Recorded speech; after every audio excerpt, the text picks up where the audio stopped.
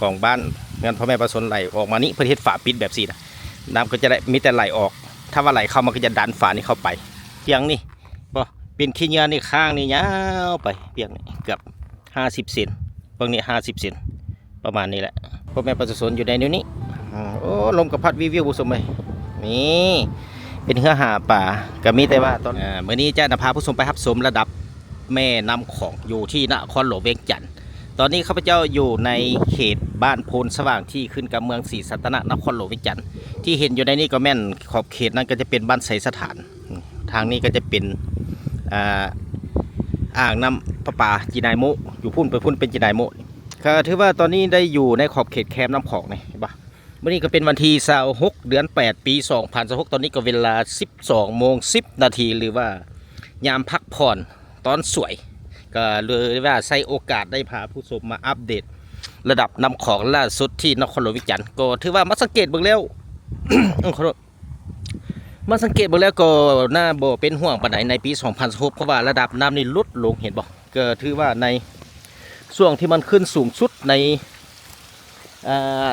มื้อที่ผ่านมาคือวันที่10 เดือน 8 2026นี่พี่ได้ผู้ชมนี่เบิ่งสังเกตระดับน้ำฮอดพี่แต่มันก็ลดลงไปเกือบ3 เมตรเบิ่งในสายตาเกือบ3 เมตรเห็นปะอยู่ในขอบเขตบ้านโพนสว่างที่เมืองศรีสัตนนครหลวงเวียงจันทร์ซึ่งเป็นแสดนติดกับระหว่างบ้านท่านาที่แถวทางโบโอพี่แหละที่ขึ้นกับเมืองหาดทรายทองนครหลวงเวียงจันทร์ขอบเขตนี้ยังเป็นเมืองศรีสัตนอยู่เลยในสังเกตบนจุดนี้ก็เป็นประตูน้ำที่ว่ามีแต่น้ำไหลออกจากใจกลางแหละของบ้านเงินพ่อแม่ประสนไหลออกมานี่เพื่อเฮ็ดฝาปิดแบบสี่นะน้ำก็จะได้มีแต่ไหลออกถ้าว่าไหลเข้ามันก็จะดันฝานี่เข้าไปถ้าว่าหากว่าเกิดมีระดับน้ำของขึ้นเห็นบอกคือช่วงเมื่อวันที่10นี่ฮอตพี่ผู้ชมนี่สังเกตมีเศษใบก้างไม้ต่างๆอยู่พี่ระดับฮอตพี่คือว่ามันมาจุแล้วได้เนี่ยบ่สังเกตเบิ่งตอนวันที่10นะเมื่อวันที่10 เดือน 8 ปี2026ระดับน้ำของขึ้นสูงนี่สังเกตมันไปดันใส่ฝานี่ก็เกือบ50 เซนเราเห็นขอบอยู่นี่เป็นขอบในระดับน้ำสูงสุดมือนั้นฮะก็เลยวันดันอัดไว้แต่ว่าน้ำก็ออกมาบ่ได้แต่ว่าขังไว้ถ้าว่ามันเกินน้ำก็อัดไว้ถ้าลดลงก็น้ำไหลออกมาเป็นระบบการระบายน้ำอยู่ในออกจากบ้านพ่อแม่ประชาชนออกสู่แม่น้ำของนั่นเองบัดนี้จะพาผู้ชมเลาะลงไปลุ่มพุ่นแหละจนฮอดบรรหารดอกแก้วว่าจะเอาภาพบรรยากาศใหญ่กลางเว้นมาให้ชมคือแบบที่ไหนก็ว่าเป็นการที่อัปเดตระดับน้ำของประจำวันที่26 เดือน 8 ปี2026ผ่านมาก็ข้าพเจ้าก็เคยได้นำเอาแต่ยามกลางคืนและยามหัวแหลงก็เลยว่าบ่ได้เห็นภาพบรรยากาศยามกลางเว้นแบบนี้จะเป็นแบบใดก็ถือว่าแบบที่แหละก็ถือว่าบ่ได้มีผู้คนมาได้ผู้คนนี่เกือบบ่มีหลายส่วนหลายมันมายามหัวแหลงถ้ามายามหัวแหลงนี่จะมีผู้คนละมันมาย่างเลาะอยู่ในขอบเขตนี่เด้ไปลงไปต้องขอบใจ FC ทางภายในและต่างประเทศที่ช่วยเสียสนับสนุนซอง YouTube วิถีลาวทั่วไปเพื่อจะได้รับวิดีโอใหม่ๆมาให้ผู้ชมได้รับชมในตอนต่อไปนั่นเองนี่โอ้เห็นเงือปักก็จอดอยู่ในนี่ว่าเป็นปักที่เป็นเงือดูดสายเพิ่นบอกประมาณนี้โอ้ถือว่าระดับน้ำแห้งแล้วก็ถือว่ามีบางจุดที่พ่อแม่ประชาชนเพิ่นเก็บไม้ที่ไหลมาตามน้ำนะเพื่อจะเอามาเฮ็ดฟืนนี่เอาตอนนั้นมันข้างโคกเลยจุดที่เห็นนี่ก็จะเป็นเหือหาป่าของพ่อแม่ประชาชนที่อยู่ในนั้นให้บอกจะมีจุดทางให้สังเกตเบิ่ง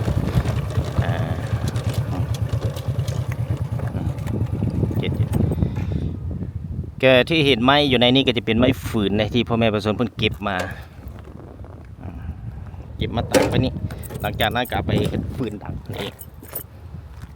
ที่ว่าอยู่ก็มีฟืนมีนั่นมาหาในช่วงที่ระดับน้ำของสูงขึ้นวันที่10 เดือน 8 ปี2026เลยพอดีมาจูเรียบจุดนี้ก็ถือว่าเกือบท่วมภาคลุ่มนี่พอดีเลียอยู่ในจุดแคมมาสังเกตระดับน้ำนี่ลดลงเกือบ2 เมตรตอนนี้ถ้าเบิ่งในสายตาเด้เมตรปลายหา2 เมตรนี่แหละในส่วนวังกงกันข้ามก็เป็นทางแขวงหนองคายประเทศเพื่อนบ้านนั่นเอง คือว่าในปี2026นี่ก็น่าบ่เป็นห่วงปานใดมาสังเกตถือว่าเป็นการที่ว่าเป็นเป็นสิ่งท้าทายหนึ่งภายหลังก่อสร้างคูกันน้ำสำเร็จแล้วก็เลยว่าเห็นระดับน้ำของขึ้นแต่ยังบ่เท่าเทียมกับในปีที่ผ่านมานั่นเองส่วนขึ้นไปพุ่นก็เป็นไซสถานไปฮอดจอมแจ้งซึ่งเป็นขอบเขตหนึ่งที่ว่ามีผู้คนก็ได้มาย่างมาเลาะในยามหัวแหลกในตัวนั้นได้ก็ถือว่าไปติดตามย้อนหลังได้ก็ส่องวิธีเราทั่วไปก็เคยได้อัปเดตให้ท่านผู้ชมได้รับชมอยู่ไปเดินทางต่อไป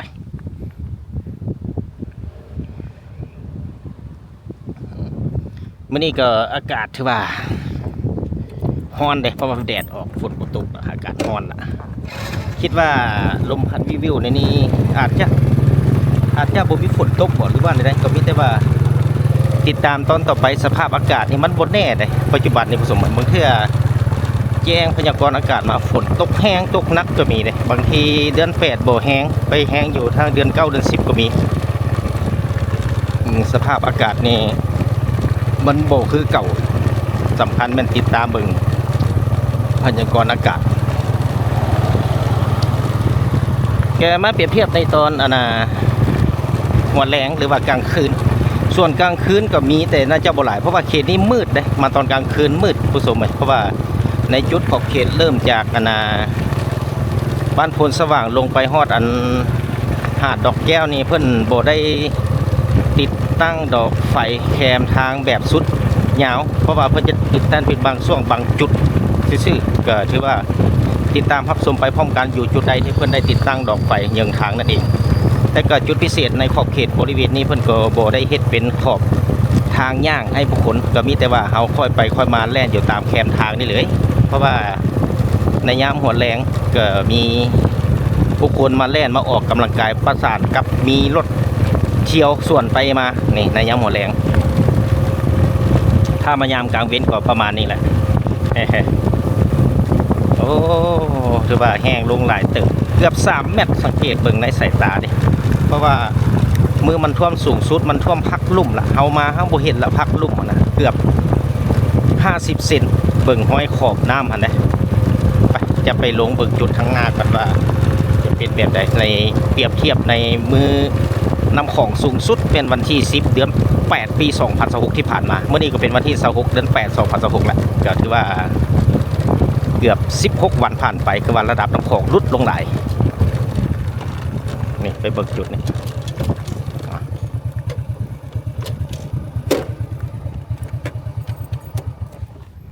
นี่เฉพาะแต่ละจุดเพิ่นก็จะเฮ็ดคันไดลงทุกๆ100 เมตรสุดไหมทุกๆ100 เมตรเพิ่นก็จะเฮ็ดคันไดลงแบบสินี่ลงง่ายไปสะดวกลงตามคันไดเพิ่นเฮ็ดแบบสิลงอ๋อเมื่อก่อนระดับน้ำของฮอดพี่ผู้สมเกือบ50 เซนมันท่วมพักนี่นะนี่เห็นปะสังเกตเบิ่งง่ายๆนี่เพียงนี่บ่เป็นขี้เหงื่อนี่ข้างนี่ยาวไปเพียงนี่เกือบ50 เซนเบิ่งนี่50 เซนประมาณนี้แหละ50 เซนแล้วเทียบลงไปสั้นลุ่มนี่ลงไปอีกในจุดลุ่มก็จะมีพักหนึ่งอยู่ฮะเกือบ3 เมตรเนาะระดับน้ำของลดลงเทียบ50 เซนลงไปเกือบ3 เมตรผู้ชมถ้าว่าปี2026โครงการก่อสร้างคูกันน้ำเขตนี้บทสำเร็จนี่ถือว่าน้ำนี่ไปจุแคมเงินประชาชนพุ่นใดนี่ถือว่าเป็นการไว้วางใจที่ว่ามีเงินพ่อแม่ประชาชนอยู่เรียบตามแคมน้ำของเริ่มจากบ้านโพนสว่างพุ่นแหละลอดไปจนฮอดบรรทนาบ่อโอแกงยางจนฮอดหาดดอกแก้วก็ถือว่าอยู่ก็มีความสบายใจขึ้นตื่มเพราะว่าเป็นอีกหนึ่งโครงการนี้ที่ป้องกันบ่ให้น้ำไหลไปทางฝากเบืองเงินพ่อแม่ประชาชนฉะนั้นแหม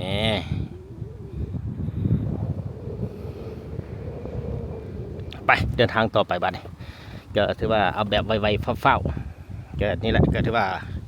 เป็นการอัปเดตสถานการณ์ระดับน้ำอยู่ที่นครหลวงเวียงจันทร์แต่ว่าอยู่ในทางภาคใต้ของเราโดยเฉพาะเป็นทางแขวงจำปาสักแต่ทางภาคกลางก็ถือว่าทางเขตเมืองหนองบกแขวงขมวนก็ได้มีระดับเริ่มทยอยลดลงได้ละมาฮอดมือวันที่26 เดือน 8 ปี2026ตามที่ข่าวเบิ่งในโลกออนไลน์โลกโซเชียลมีเดียที่เพิ่นได้อัปเดตลงนั้น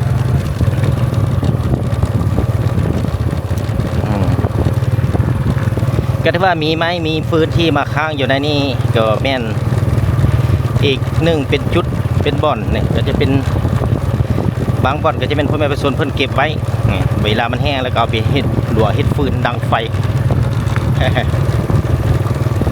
มาสังเกตความแตกต่างระหว่างยามกลางเว้นและยามหัวแรงผสมกันคนนี่บ่มี บ่เกือบบ่มีคนมาล่อเลยมันร้อนนี่มาล่อตากแดดร้อนร้อนบ่มีไผเราอย่ามาตากแดดร้อน ขอโทษขออภัยอ๋อ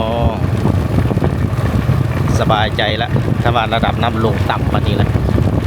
แต่ก็ติดตามต่อไปว่าย่านอาจเกิดมีฝนตกอีกโอ้จุดนี้คนใส่ดอกไฟแสงตะเวนดูธนวัฒน์วัดบันทนาออกธนาไปก็จะเป็นโบโอบันเท้าโบโอธนาละบันเท้าละโบโอโบโอแกงยังโอ้สวยงามตามอย่างเป็นจุดเป็นห้องที่เป็นผู้คนมาขายเครื่องในยามหอดแรงนะผสมจะเป็นทอดลูกซีดขายอาหารของแก้มเป็นผักเป็นนาเป็นปลาเป็นปูก็มีเส้นกันถ้าเฮามาในยามหอดแรงก็จะเห็นกัน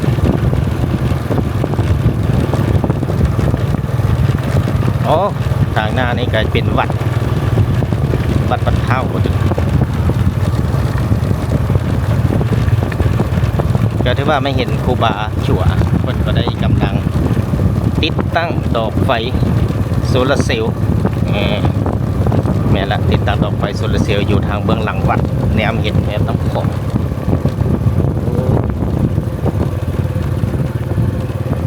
ติดตั้งโซลาร์เซลล์อยู่ในจุดนี้ทีวีที่เป็นของวัดเพิ่นได้มีพอออกไม่ออกตนญาติโยมโมทนาสร้างวัดก็ว่าก็ได้เอาซื้อดอกไฟโซลาร์เซลล์มานำใส่อยู่ในนี้เอง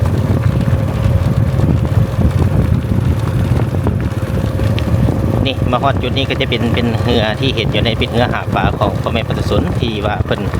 ได้มาจอดอยู่ในนี้โอ้จุดนี้เป็นจุดหนึ่งที่ว่าเพิ่นก็ขายเครื่องหลายพอสมควรในผู้สมในยามหัวแรงหลังจากขายแล้วเพิ่นก็ได้อนามัยไปพร้อมโอ้มาสุดนี้เพิ่นติดตั้งโซลาร์เซลล์ไปไกลเติบแล้วนี่เกือบ100 กว่าเมตรแล้วนี่ไปเราไปเบิ่งทางลุก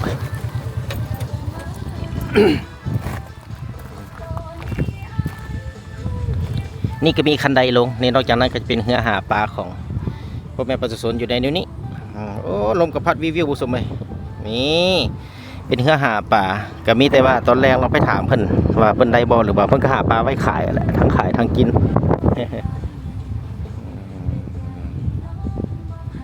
นี่บ่ต่อไปนี่ก็จะสะดวกสบายขึ้นตื่มแล้วเพราะว่ามาสังเกตเพิ่นได้ติดตั้งดอกไฟโซลาร์เซลล์นี่เนียนซับลาบเกือบ200 กว่าเมตรนอกจากนั้นแล้วทางเบื้องนี้ก็จะเป็นเบื้องหลังวัดนี่เห็นครูบาเพิ่นก็ได้กำลังทีจุดบนระบายน้ำอยู่ทางเบื้องหลังวัดนั่นเองไปเดินทางต่อยังอีกไกลเกือบ3-4 กิโลเมตรจังหวัดบ้านหาดหนองแก้วสูงไหมก็ถือว่าอีกหนึ่งบรรยากาศ2 วิธีเราทั่วไปก็ได้ไปเก็บภาพอัปเดตล่าสุดเพื่อว่าบางคนก็อยากเห็นอยากรุ่นว่าระดับน้ำอยู่ในขอบเขตนครหลวงวิจันทร์ว่าเป็นแบบไหน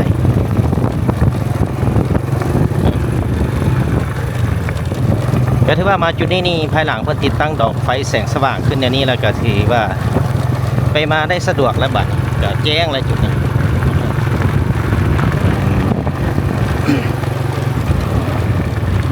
ภายหลังก็สร้างคูกันน้ำในขอบเขตแต่บ้านโพนสว่างเมืองศรีสัตนครหลวงวิจันทร์จนฮอดบ้านหาดดอกแก้วเมืองหาดไซฟองนครหลวงวิจันทร์ก็เฮ็ดให้เป็นอีกหนึ่งเส้นทางที่มีผู้คนเที่ยวเลาะทางเบื้องแคมน้ำของหลายขึ้นก็จะเที่ยวทางเส้นนี้เพราะว่าเป็นทางกว้างเนี่ยเกือบทางกว้าง8 เมตรรถถือว่าแล่นไปสวนมาได้สบายแต่ว่าในจุดพิเศษในเส้นทางแคมของนี่เพิ่นห้ามรถบรรทุกนักแล่นผ่านเด็ดขาดเพราะว่าเพิ่นก็ได้กำจัดความสูงและรถบรรทุกหนักเพิ่นก็ห้ามเด็ดขาดแล้วบ่ให้เที่ยวทางเส้นนี้ ก็ผลปล่อยให้แต่ลดน้อยว่าเฉียวโอ้กระปุกกระป๋องต้นไม้นี่ก็ว่าพ่อแม่ประชาชนเพิ่นก็เก็บทอนไว้เพื่อเป็นหลัวเป็นฟืนก็เป็นอีกหนึ่งโอกาสดีนะเพราะว่าไม้ไหลมาตามน้ำนี่ถ้าว่าเขาเห็นมันก็ได้ลากออกนี่คือเห็นอยู่ในจุดนี้ป่ะมาแล้วมันก็ตัดเป็นท่อนอ๋อคักนี่เป็นกองบักใหญ่เลยหลัวฟืนเนี่ยเป็นจุดเนี่ยประเทศในขอบเขตบริเวณนี้คือว่าการขึ้นลงก็สะดวกสบายไปมาได้สะดวกจะเป็นพ่อแม่ประชาชนที่อาศัยอยู่นี่แล้วก็เป็นจุดหนึ่งที่ว่าปัญหาปูหาปลาสว่างเสมอนำบริยุงมาเนี่ยคือแต่ก่อนเพราะว่าต้นมะเร็ดเป็ดปาดหมีต้นหญ้าอ้อมแคมของเนี่ยนะขึ้นลงกันยากก็ถือว่าลมขี้ทรายขี้ตมไปภายหลังก็สร้างคูกันน้ำว่าทางเป็นทางกั้นเจือนพร้อมนี่คนก็ได้เฮ็ดให้ผู้คนขึ้นไปมาหาสู่กันได้สะดวกขึ้นจากขึ้นจากน้ำของขึ้นมาถึงลงถึงไปหาน้ำของก็อีกหนึ่งบรรยากาศซ่องวิถีเราทั่วไปก็ได้พยายามเก็บภาพแบบสิมาให้ผู้ชมนะครับชมหรือว่าท่านใดอยากเห็นจุดใดก็สามารถแสดงความคิดเห็นได้เพื่อก็จะได้มีการอัปเดตปรับปรุงสรรหามาให้ได้ชมนั่นเองมาฮอดจุดนี้ในขอบเขตนี้ก็จะเป็นบ้านเขตบ้านข้าวที่ขึ้นกับเมืองหาดทรายทองนครวิจันทร์บ้านข้าวโบอูเขตโบอูต่อไปก็จะเป็นบ้านแก้งยาในวิจันทร์เดี๋ยวจุดนี้ในย้ำหัวแรงจะมีผู้คนมาขายของกินหลายคือว่าในตลอดแนวทางจุดนี้แหละที่ว่าหลายกมู่ในยามคล้ายค่ำลงแรงเริ่มจาก5-6 โมงเป็นต้นไปเนี่ยถ้าว่าจุดนี้มีดอกไฟนี่แห้งหลายเห็นว่าจุดนี้ก็จะเป็นจุดหนึ่งที่ว่าเพิ่นเป็นบ่อนเป็นปั๊มที่ว่าดูดน้ำออกไปสู่น้ำของเนี่ยถ้าว่าเกิดมีน้ำท่วมในขอบเขตบริเวณนี่บ้านเฮือนพ่อแม่ประสนเหตุบ้านแกงอย่างถ้ามีน้ำท่วมเนี่ยเพิ่นก็จะใช้ปั๊มดูดพายโดยผ่านนี่แหละผ่านปั๊มนี่แหละออกไปสู่น้ำของเป็นจุดแต่ละจุดแต่ละมองคนเห็นเป็นบนระบายน้ำเพื่อบ่ให้น้ำขังอยู่ในหมู่บ้านพ่อแม่ประสนเอง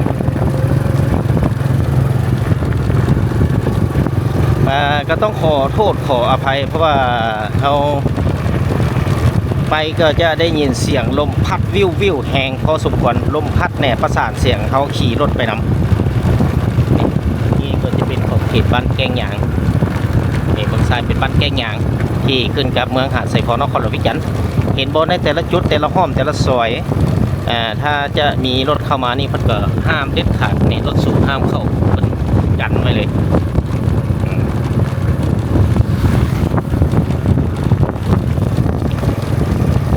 จุดนี้แหละผู้ชมที่ว่ามีผู้คนมา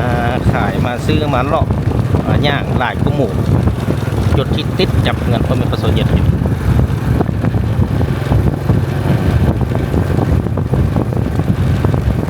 ลมพัดวิวก็ว่าน้ำของนี่แดงจึงครึ่งเลยผสมบ่น่าเป็นห่วงแล้วเด้อในปี2026ถ้าหากเกิดมีฝนตกมาอีกรอบถ้าว่าแต่นี่ต่อไปถ้าว่าเป็นแบบนี้ก็ระดับน้ำของก็จะค่อยลดลงตามเบิ่งความเป็นจริงเพราะว่าฝนโบได้ตกมาเกือบเป็น2 อาทิตย์ละแต่ช่วงวันที่8ที่9ต้นเดือน8 2026ฝนตกมาเดี๋ยวนี้มันเสาตกแล้วฟ้าแดดออกยิ่งให้ระดับน้ำของลดลง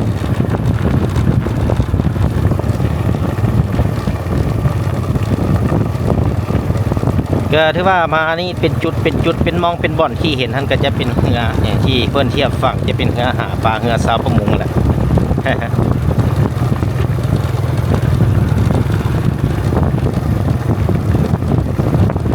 มาจุดนี้จะเป็นเรือดูดทรายนะผู้สมเนอที่เพิ่นขับเคลื่อนย้ายมาแต่หาดดอกแก้วเพิ่นมาสแตนบายจอดอยู่ในนี้ก็ถือว่าเป็นอีกหนึ่ง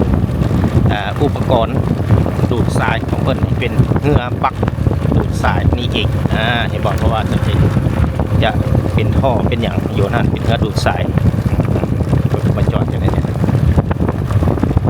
มาสุดก่อนท่านระดับน้ำท่วมพักที่2นี่โบเห็นแล้วแต่ว่าเป็น แต่ตัวกันเจือนนี่ออกไปเลย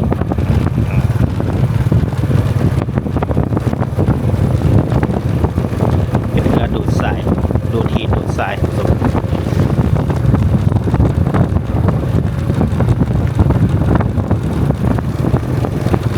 ตอนนี้ลมพัดส่วนทิศประสบไหมลมพัดแต่ใต้ขึ้นเหนือลมพัดมาแต่ฟัง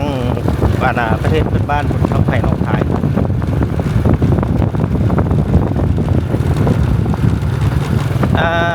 ตอนน้ำขึ้นสูงฝากเบื้องด้านหันที่แนมไปเห็นอยู่หันเป็นบ่อนปลูกฝังของประชาชนทางแขวงหนองคายมันน้ำท่วมประเด็นน้ำลดลงแล้วแนวเข้าไปก็เห็นเป็นขี้ดินขี้ตุ่มก้ามอยู่ในใบหญ้าหันแดงจังครึ่งอยู่สังเกตเบิ่งถือว่าเป็นแบบนี้ทุกปีนะโอ้บนรักษาฝืนนี่ฝืน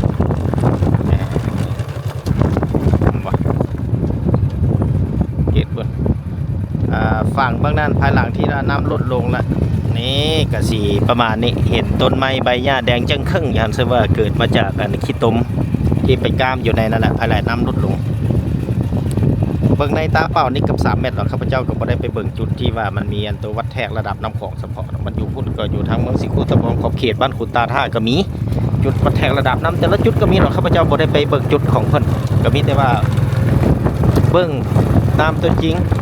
กะตวงเอาประมาณนี้เกือบ2-3 เมตรระดับน้ำของลดถ้าใครผู้ข้อมูลชัดเจนก็สามารถแสดงความคิดเห็นอยู่ใต้วิดีโอนี้ได้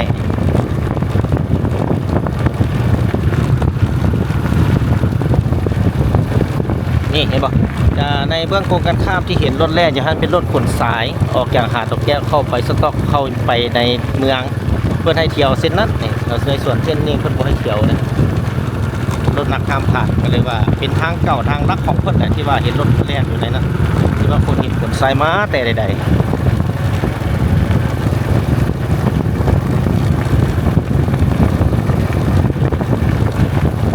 ตอนนี้ก็ได้เดินทางมาฮอดขอบเขตนี่ซิเมนต์บ้านแกงป่าย่างครับผมแกงป่าย่างที่ขึ้นกับเมืองหาดใส่ฟองนครหลวงจันทร์ในขอบเขตนี้ก็จะมีแกงป่าย่างนาทามหาดดอกแก้วหาดดอกแก้วหาดกันซาส่วนหาดกันซาแล้วมันจะไปกายหาดดอกแก้วไปอีกจะเป็นหาดคันซากายจากหาดกันซาไปจะเป็นบ้านห้อมได้หว่านี่นะเบื้องซ้ายนี่คิดเป็นป่าไม่สัมสะถ้าว่าเฮามายามเดือน3 เดือน4เนี่ยโอ้เสียงจัดๆนี่ยังแล้วล่ะไปเดินทางไปเรื่อยๆใกล้ๆจะสุดในขอบเขตบริเวณคูกันน้ำอยู่ขอบเขตเมืองหาดไซฟองนครหลวงจันทร์ได้อยู่จะถือว่า2 วิธีแล้วทั่วไปก็ได้มีโอกาสใช้เวลาว่างๆตอนนี้ก็เวลา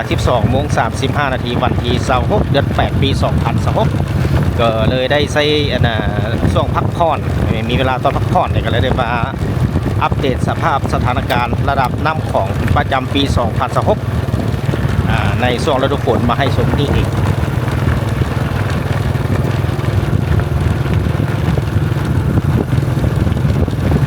มายามกลางเว้นก็จะเป็นประมาณนี้แหละถ้าว่ายามหัวค่ำแล้วพวกก็จะเต็มเลาะมาเบิกมาออกกำลังกายกินลมชมวิวสูบเอาอากาศอายน้ำของขึ้นมา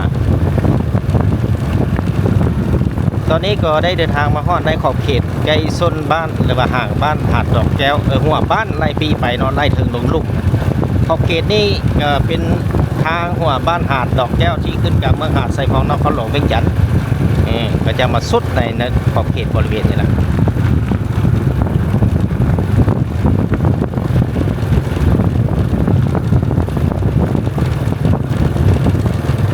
เดินทางไปเรื่อยๆต้องขอขอบใจ FC ทางภายในและต่างประเทศที่ช่วยสนับสนุนช่อง YouTube วิถีลาวทั่วไปเพื่อจะได้รับวิดีโอไม่ให้ผู้ชมได้รับชมในตอนต่อไปนั่นเอง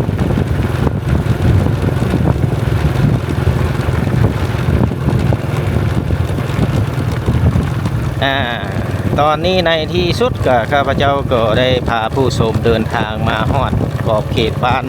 หาดดอกแก้วเป็นทีเฮียบห้อยนี่สุดนี่จึงเป็นจุดสุดของโครงการก่อสร้างป้องกันตะฝั่งเจือนอยู่เขตนครหลวงเวียงจันทร์โดยเฉพาะแม่น ขอบเขตเหมือนหาดใส่ฟองน้ำฝนลำพิจันทร์ได้อีกเห็นปะคือเห็นท่อนี่ก็คือว่าเป็นท่อระบายน้ำเนาะเป็นท่อระบายน้ำออกจากหมู่บ้านพี่แหละถ้าว่าหากเกิดมีน้ำท่วมขึ้น เพิ่นก็จะได้ใส่โป้มดูดนี่ออกจากผักนี่เดี๋ยวเจะน้อยจะพาไปเบิ่งจุดอ่ะนี่เพิ่นดูดออกไปเป็นผักนี่ที่ว่าเห็นเป็นจุดนี่นะว่าน้ำท่วมมาหันหาเปิดตัวเถิงความตัวเถิงหันมีแต่เปิดตัวนี้บาดนี่ดันออกเป็นปั๊มดูดน้ำออกนี่ก็สุดขอบเขตบ้านหาดดอกแก้วที่ขึ้นกับเมืองหาดไซฟองนครหลวงวิจารณ์นี่จะไปเบิ่งทางเบื้องที่ว่าเพิ่นปากท่อน้ำจะเป็นอะไรไปเบิ่งใกล้ๆ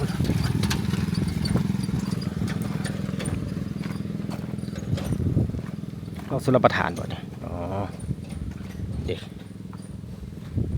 ดูดน้ำเข้าดูดน้ำออกแล้วจุดนี้เป็นสุรประทานห้องสุรประทานผสมไหมพุ่นเอาไปพุ่นเป็นห้องสุรประทานดูดน้ำเข้าดูดน้ำออกเด้มาฮอดจุดขอบเขตหาดดอกแก้วเป็นที่เฮี้ยมห้อยก็ถือว่าในโครงการนี้เพื่อก็เฮ็ดต่อไปใส่คูเก่าที่มีอยู่แล้วนี่คูเก่าที่เห็นอยู่ในนี้ก็จะเป็นแบบสิออกจากนี้ไปก็เป็น